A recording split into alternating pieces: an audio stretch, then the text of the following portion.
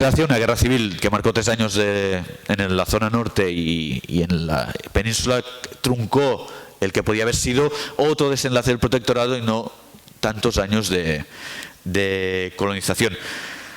Al final, en definitiva, para concluir y así adecuarme el tiempo, lo que hemos visto, aunque sea un diálogo desigual, que las cosas avanzaron para las dos partes mejor cuando hubo el diálogo. Es decir, cuando las dos partes entendieron que tenían que negociar, que tenían que avanzar conjuntamente para llegar a un futuro de compromiso de paz. Evidentemente, la izquierda española está influida por el contexto de la época, es decir, colonizador, colonizado, pero seguramente y quizás el futuro hubiera estado diferente que con la dictadura, que aún pensaba con un sueño imperial que no pudo hacer en Hendaya, y que sí las fuerzas republicanas no veían claro, que por ejemplo se encontraron que tenían que colonizar Ifni y ellas no querían. En definitiva, muchas gracias y espero que cuando lo lean pues puedan aprofundir más que lo que he podido dar hoy aquí.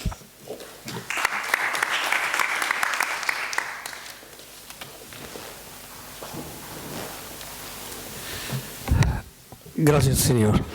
شكرا للأستاذ خومي على احترامه للوقت وانضباطه كذلك لما سبق التوافق عليه.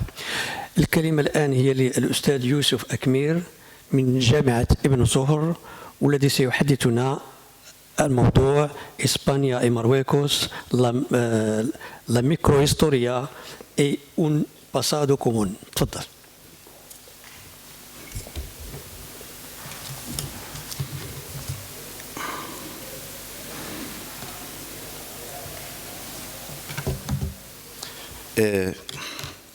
Buenos días, tardes.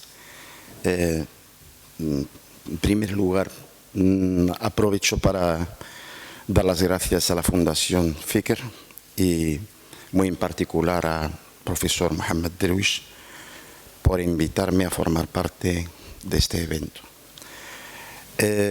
A decir verdad, cuando uno se mete en un tema para investigarlo a fondo, en muchas ocasiones se ve desbordado de la cantidad de ideas y de la forma más apropiada para reflexionar sobre ellas.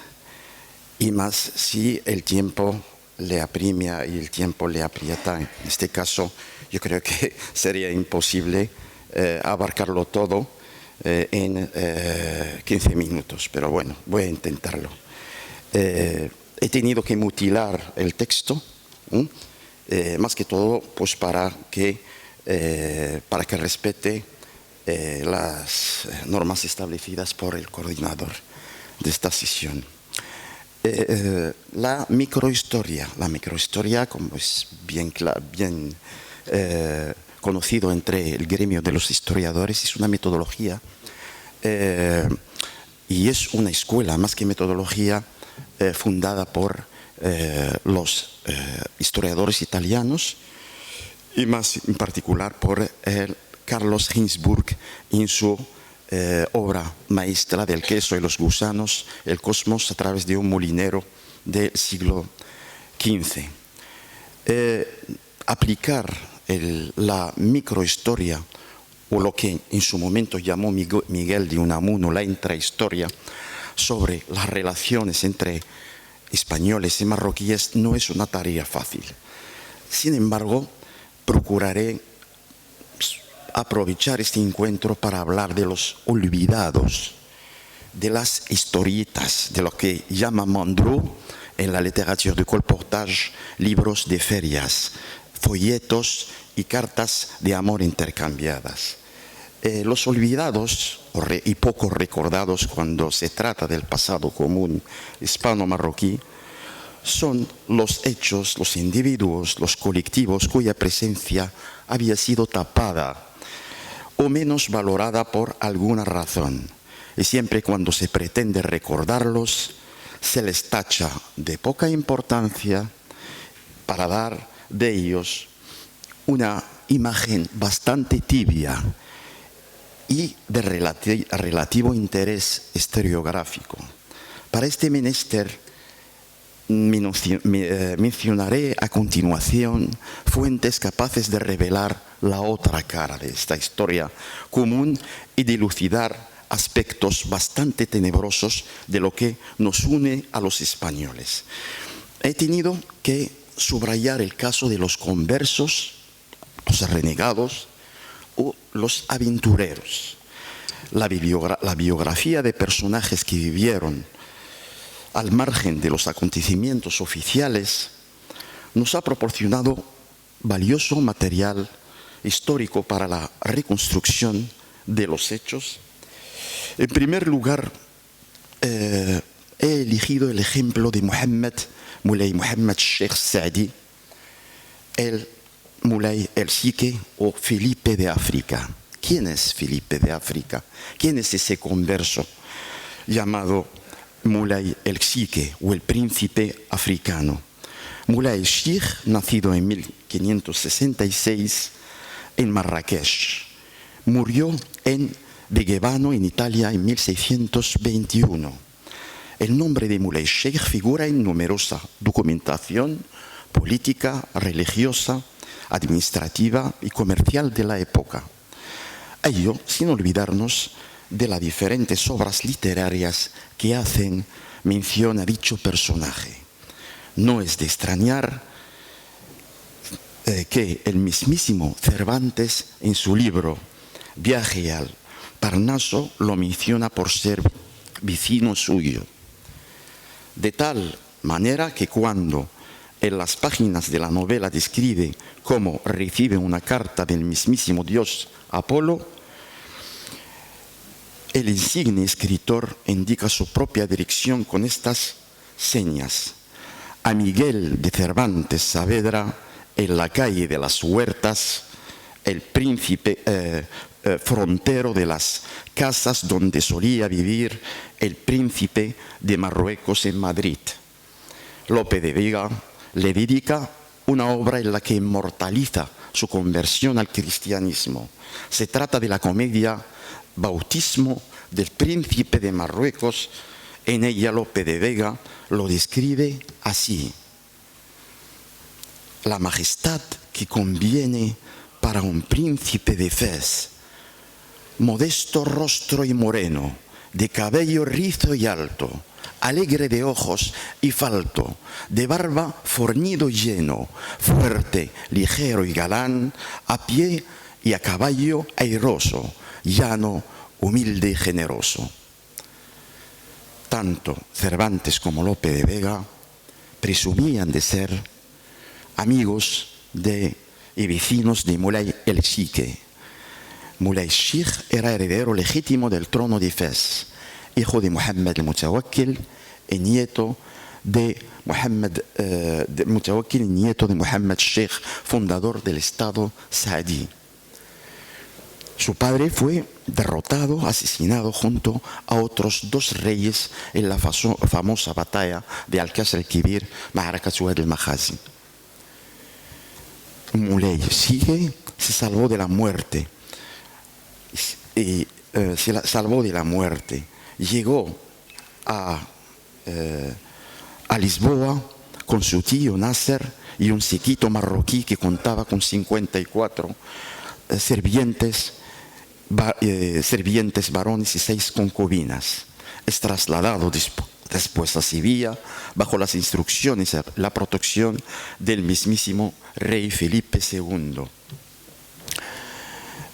El tránsito hacia el cristianismo culminó con su bautizo con la edad de 28 años en el monasterio de Escorial con el nombre de su padrino, Felipe II, y quien lo llevó a la pila con la infanta María Eugenia, que hizo de madrina.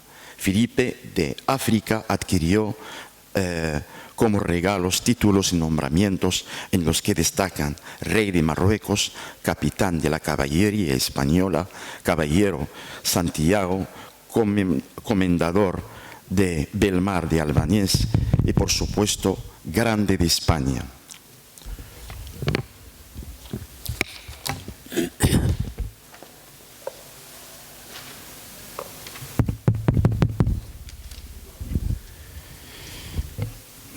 Bien, voy a tener que saltar otros reyes saedíes, otros infantes saedíes que vinieron a España, pero me quedaría con el personaje de Baltasar Loyola de Mandes. Durante la misma época llega a España otro infante marroquí llamado Mohammed al-Attas.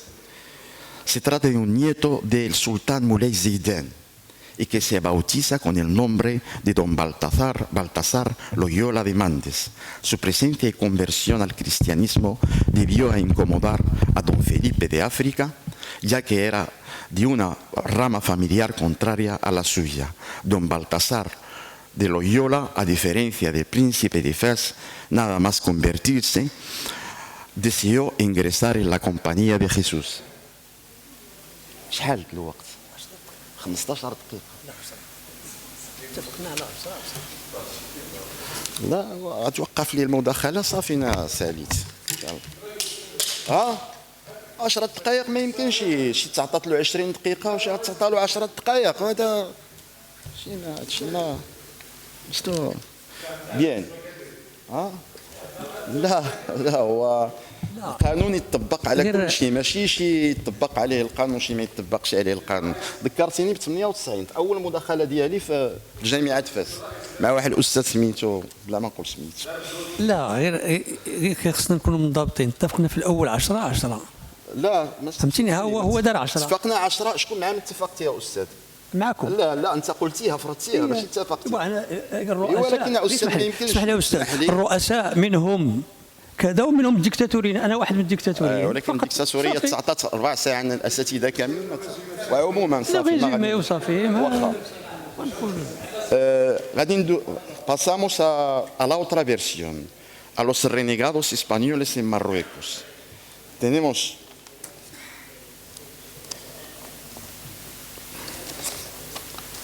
el caso de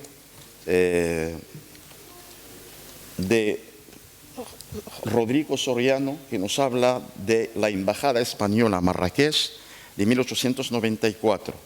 Dice haber sido atendido por un joven renegado de origen español que dice ser arquitecto del sultán.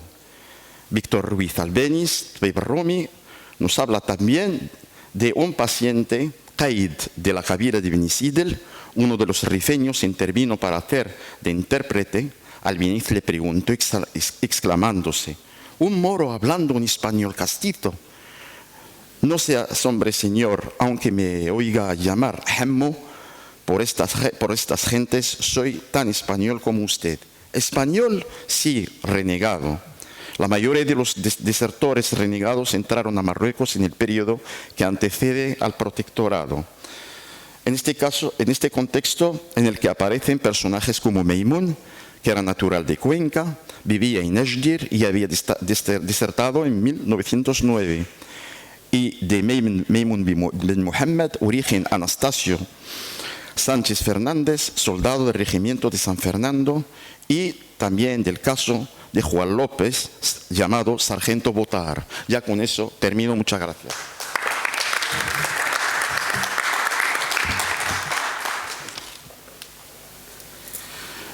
شكرا الأستاذ أكمير. فقط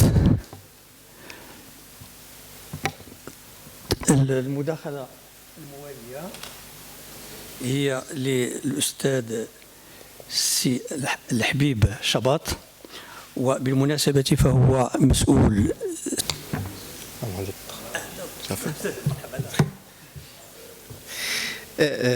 بسم الله الرحمن الرحيم والصلاة والسلام على أشرف المرسلين. في البداية أود أن أشكر يعني مؤسسة التنمية على الدعوة وكذلك عمادة كلية الآداب لاستقبالنا في هذا الفضاء. كذلك أستغل هذا المنبر لأدعو يعني المؤسسات المغربية لدعم مثل هذه المبادرات هذه ودعم هذا النوع من المؤسسات اللي جمعتنا في هذا اللقاء هذا، اللي بالفعل انه استفدنا منه كثير. انا شخصيا استفدت يعني من تدخل البارح من تدخل اليوم، يعني شيء جميل. والاشاره الثانيه هو انه انا جد سعيد ايضا ان جميع المداخلات كانت بالعربيه والاسبانيه، يعني لا وجود للفرنسية، وفي الحقيقة لا حاجة لها في مثل هذه الندوات، لأن لا حاجة للفرنسية من أجل التواصل مع الإخوة الإسبان. فالمداخلة القصيرة هذه سأحاول أن أسلط الضوء على دور مغاربة إسبانيا في توطيد العلاقات الثنائية.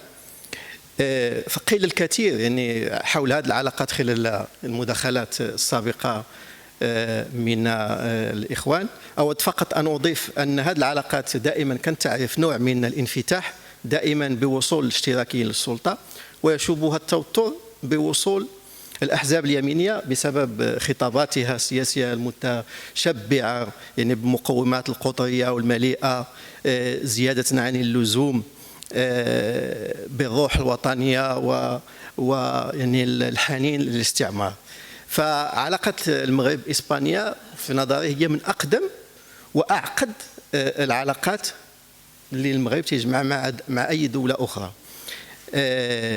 يعني مثلا يعني يختلف علاقات المغرب إسبانيا بعلاقات بفرنسا وبعلاقات بالولايات المتحدة الأمريكية بحكم يعني التفاعل والتماس الحضاري اللي كاين ما بين الشعبين، كذلك الثقافي والقرب الجغرافي. وهناك تقاطع كذلك كل ما هو أمني وكل ما هو سياسي قل مثيله بين دولة أوروبية ودولة أخرى خارج الاتحاد الأوروبي. فهي كذلك يعني علاقات المغرب إسبانيا تجاوزت العلاقات الخارجية يعني بالمفهوم ديالها الخارجي، بل أصبحت بمثابة شأن داخلي بالنسبة للبلدين.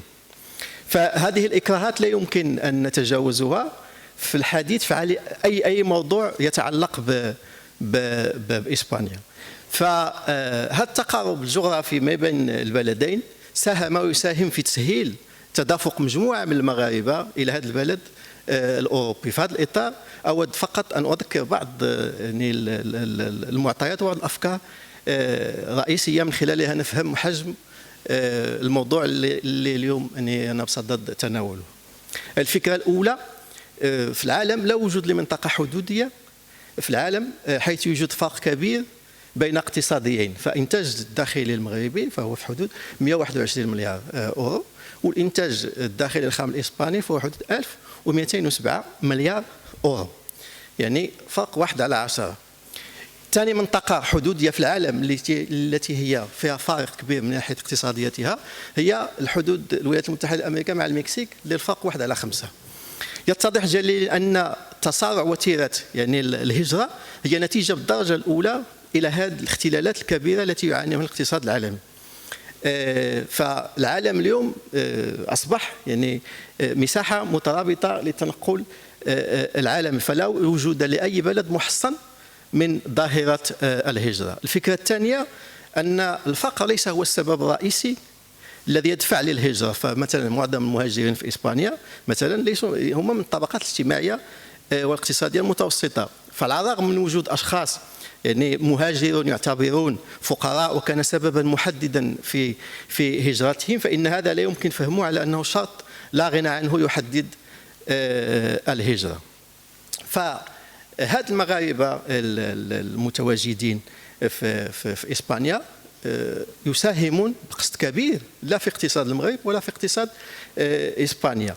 فحسب الإحصائيات الرسمية لإسبانيا الحديثة هناك بالضبط 872,759 مغربي مقيم بإسبانيا، لكن هذا الرقم يبقى جد ناقص لأنه لا يأخذ بعين الاعتبار المغاربة ذو الجنسية الإسبانية وهم في تصاعد كبير. الرقم الأقرب للصواب فهو في حدود 1,200,000 أنا زدت لك 200,000 أستاذ بجوقي 1,200,000 شخص تتوزع إقامتهم بصفة يعني كبيرة في جهة كاتالونيا بالدرجة الأولى، من بعد أندلسيا، من بعد فالنسيا، من بعد مرسيا، من بعد مدريد. هذو هما الجهات اللي تستقطبوا تقريبا 96% من مجموع المهاجرين المتواجدين في إسبانيا. معدل سن المغاربة بإسبانيا في حدود 34 سنة والنساء منهم 48%. هؤلاء المغاربة يساهمون بشكل كبير في اقتصاديات إسبانيا والمغرب في حد سواء. فمغاربة إسبانيا والعالم يقومون بدور كبير كفاعل مباشر في تنمية المغرب، حيث يتعبؤون العديد منهم في عدة إطارات من جمعيات أو أفراد لتقديم مساعدات إلى مناطقهم الأصلية، ويحدثون نوع من الديناميكية المحلية وفي الاقتصاد المحلي لهذه المناطق، دون إغفال يعني التحويلات من العملة الصعبة التي تساهم في تقليص العجز المزمن في ميزانية المدفوعات عبر تخفيض الحاجة إلى العملة الأجنبية. كذلك يساهمون في استثمار تخلق أنشطة اقتصادية، وكذلك في تلبية حاجات أفراد عائلتهم في المغرب. فخلال 2021 حسب المعطيات الرسمية وصلت مجموعة تحويلات مغاربة العالم ما يقارب يعني 100 مليار درهم، وهذا يمثل 7% من إنتاج المحلي الخام. هذا بالنسبة للمغرب. بالنسبة لإسبانيا المغاربة فقط يعني يديرون مداخل مهمة لمؤسسة الضمان الاجتماعي الإسباني. هناك عدة دراسات أقيمت في الدول الأوروبية، وفيما يتعلق بإسبانيا حيث أن مثلا أجمعت بعض الدراسات على أن النمو الاقتصادي الذي حصلت عليه إسبانيا ما بين 1990 و 1915 كان سيكون أقل ب4 نقاط لو لم تستقبل إسبانيا المهاجرين المغاربة. فالمهاجرين الآن في إسبانيا هم الوحيدين الذين يحدون من ظاهرة شيخوخة إسبانيا، حيث يوما عن يوم يزداد عدد سكانها الذين يتجاوزون 65 سنة. أضف إلى ذلك أن فقط عملية عبور مغاربة أوروبا الغربية عبر الموانئ الإسبانية تدير أزيد من $1 مليار الخزينة